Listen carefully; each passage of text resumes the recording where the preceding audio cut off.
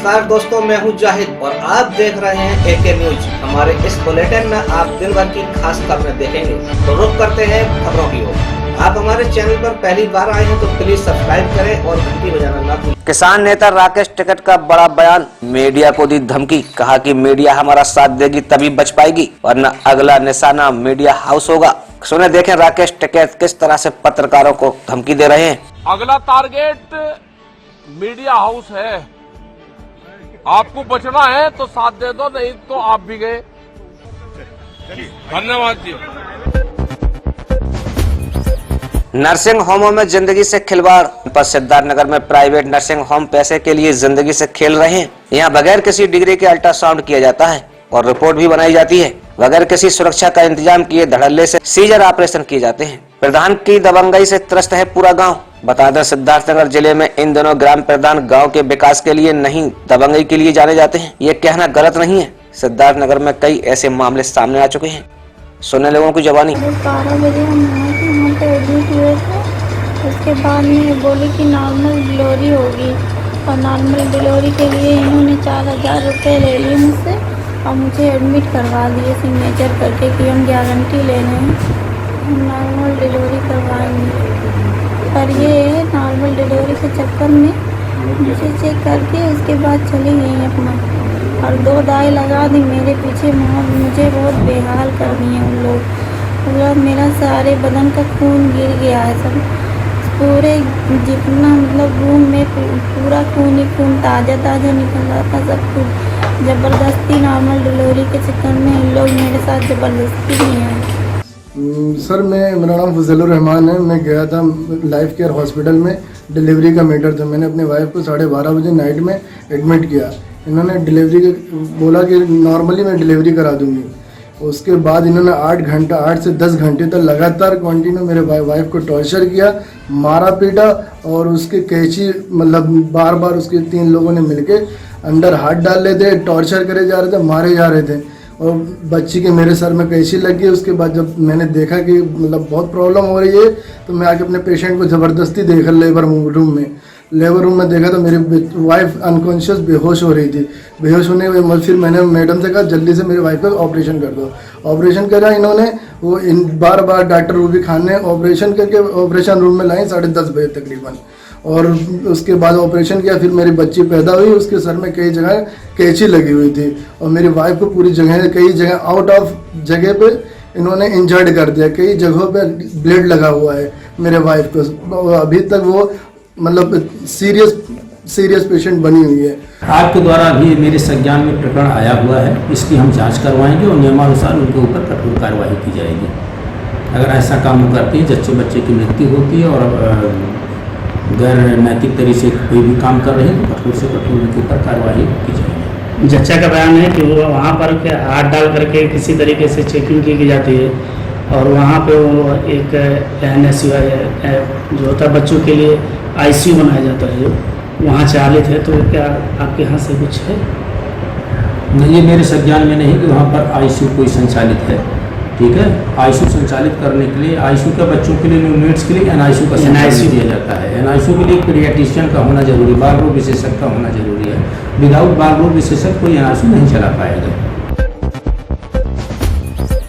अनुसूचित जाति के किसानों से पट्टों का पटवारी द्वारा सीमांकन कराकर कब्जा कराने में प्रशासन की लापरवाही से दर्जनों किसान परेशान। जिला मुरैना के पोरसा तहसील अंतर्गत आने वाली ग्राम पंचायत रछेड़ में दबंग लोग ब्रजपाल सिंह ब्रजबीर, दलीपुर भीम सिंह, संजय पुत्र रामजीत सिंह तोमर व राम प्रकाश पुत्र राम सिंह बघेल, लौंग सिंह पत्नी राम प्रकाश बघेल, राजवीर पुत्र राम सिंह, सभाराम पिता गोपी भानु पिता राम प्रकाश बघेल द्वारा अनुसूचित जाति के गरीब किसानों को जो शासन ने पट्टे दिए थे उन पर दबंगों ने कब्जा कर लिया है, जिसकी शिकायत अंबा SDM राजीव समाधिया से की गई है, लेकिन अभी तक कोई भी कार्रवाई नहीं की गई है, जिससे लोग परेशान हैं। रामवीर, पिता का नाम रामस्वरूप, गांव रछेड़। क्या घटना है आपकी? हमारे दबंग लोगों ने जबरदस्ती से पट्टों पर कब्जा कर लिया है। किन किन लोगों ने किया है? संजय उर्फ आंसू, भीम सिंह, ब्रजवीर सिंह, ब्रजलाल सिंह। जाति क्या है? जाति ठाकुर तोमर। दबंग लोग हैं? दबंग लोग। कब से कब्जा किया हुआ है? इसी साल कब्जा किया है। हमने अपनी मशीन द्वारा समतल कराया। पहले हम लोग जोतते थे, तब जब से समतल कराया तब से कौन जोत रहा था उसको? समतल कराया है जबरदस्ती से इन लोगों ने कब्जा कर लिया। समतल कब करवाई थी? इसी साल। अच्छा, कितने लोग हैं लगभग आप? पट्टेदार हम लोग 15 लोग हैं। इसकी शिकायत नहीं की आपने कहीं? इसकी शिकायत एसडीएम महोदय से किया था। एसडीएम महोदय ने तहसीलदार साहब के लिए ऑर्डर किया था। जी। आज पटवारी साहब आए? पटवारी साहब आए थे यहाँ पे? कोई नहीं आया है। तहसीलदार साहब ने आज दिन तक हमको कब्जा नहीं दिलाया था। जब उन्होंने बोला था तो 2-3 दिन में हम कब्जा दिला दिया। पटवारी ने सीमांकन किया है क्या? हाँ, सीमांकन किया है सभी लोगों का? सभी लोगों का। हाँ, कब्जा नहीं दिलवाया? हाँ, कब्जा नहीं दिलवाया। क्या बोला उन्होंने? उनने बोला कि तहसीलदार साहब दिलवाए। अच्छा, आगे आप क्या चाहते हैं? आगे हम ये चाहते हैं कि इन दबंग लोगों से हमारा कब्जा दिलाया जाए। हम बजराज पिता का नाम? टीकाराम। क्या हुआ, आप क्या समस्या है आपकी? समस्या ये है कि पट्टे पर कब्जा कर लिया है राम प्रकाश बघेले ने। कितना पट्टे का नंबर कितना पता है? 270 नंबर। किताब है आपके पास? हाँ, बिल्कुल किताब है। पटवारी साहब ने कब्जा नहीं करवाया? नहीं करवाया। सीमांकन किया उसका? सीमांकन किया है। रसीद कहाँ है आप? रसीद दे रही। इसके बाद शिकायत नहीं की आपने कहीं? की तो वहाँ से पोरसा तहसीलदार साहब के लिए बोला था, तहसीलदार साहब ने नहीं सुनवाई की। जी। ऊपर उच्च अधिकारी को शिकायत नहीं की आपने? नहीं किया है। आगे आप क्या चाहते हैं? आगे हमको पट्टा चाहिए हमारा। किन किन लोगों ने आपके कब्जा किया हुआ है पट्टे पर? हमारा राम प्रकाश बघेले ने और वो राजश्री बलात्कार लगाना चाहती है हमको। किस गांव की घटना है? कौन सा गांव है उनका? राम रछेड़ है। उनका भी रछेड़ है? हाँ, रछेड़ है। आरोपियों ने साजिश करके हत्या कर दी और आत्महत्या दिखाया गया है। पोरसा थाना पुलिस जांच में जुटी। जिला मुरैना के पोरसा थाना अंतर्गत आने वाले गांव मीरन की घड़ी में 25 सितंबर की रात लगभग 12:30 बजे पड़ोस में रहने वाली राजकुमारी रामलखन पुत्र हरीश सिंह निवासी मीरन की घड़ी, धर्मवीर पुत्र पप्पू निवासी चदोखर ने मिलकर साजिश रचकर गंगा सिंह की हत्या कर दी। ये मृतक के परिवार का कहना है। मृतक की मां द्वारा बताया कि उसका लड़का गंगा सिंह बाहर मजदूरी का कार्य करता है। उसके 4 लड़कियां हैं। 5वीं लड़की जब जन्म हुआ तब वह घर पर आया था और कुछ दिनों बाद 11:30 बजे छत पर अकेला सो रहा था। तब छत की दीवार पर पीछे से सीढ़ी रखकर राजकुमारी आई और गंगा सिंह से कहा कि मेरे पिता बुला रहे हैं। तब गंगा सिंह अपनी मां से कहकर आया कि अभी वापस आ रहा हूं। ये कहकर उसके घर चला गया। 1 घंटे तक घर वापस नहीं लौटा। मृतक की मां ने आरोपियों के घर देखा, दरवाजा अंदर से बंद था। आवाज लगाई लेकिन कोई आवाज नहीं आई। पूरी घटना जानते हैं मृतक के परिवार से। चलते हैं मृतक के परिवार के पास। मिठूलाल। पिता का नाम? मनीराम। क्या घटना हुई थी? जब यह घटना हुई थी आप कहाँ थे उस टाइम? मिड़ेला। आपको सूचना कैसे मिली थी? भैंस खरीदने गए थे तो 1:15 पे हम पे खबर फोन पहुंचू जी कि गंगा सिंह मिल नहीं रहा है। किसने फोन किया था? ध्रुवराज ने। ध्रुवराज कौन है? भतीजो है जी। क्या कहा था उन्होंने? जो कहीं गंगा सिंह मिल रहा है तो जल्दी आ जाता। जी। तो वहाँ से हम 1 घंटा में हम यहाँ आ गए। क्या देखा था यहाँ पे आके? तो भाई घर से बीवी ने कही कि ऐसे भी 4 लोग रामलखन, सुनीता, राजकुमारी और धर्मवीर जी पेड़ से लटका रहे थे। जी। तो जो हमारी बीवी देख के डायरेक्ट भाग गए। जी। आपने 100 नंबर फोन नहीं लगाया? हाँ, 100 नंबर फोन लगाया। कितने बजे लगाया था? सवेरे 4 बजे पे आई पुलिस। कितने बजे आई थी आपके यहाँ? सवेरे 4 बजे पे। बुरी भाई। पति का नाम? मिट्टू। गाँव? गाँव मिलने गड़ी। थाना कौन सा पड़ता है आपका? पुष्प। क्या घटना हुई थी आपके साथ? वो घटना बच्चा को लेकर आई राजकुमारी आई नशे लड़के दीवाले से। कितने बजे घटना है? 1 बजे का हुआ। 12-1 बजे की? हाँ। और फिर हमें इतनी देर बच्चा नहीं। कैसे आई थी राजकुमारी? नशे नहीं रखकर? नशे रखे। आपके घर के पीछे से? पीछे थी। किसका घर है पीछे? पीछे रामलखन को। राजकुमारी के पिताजी का? हाँ।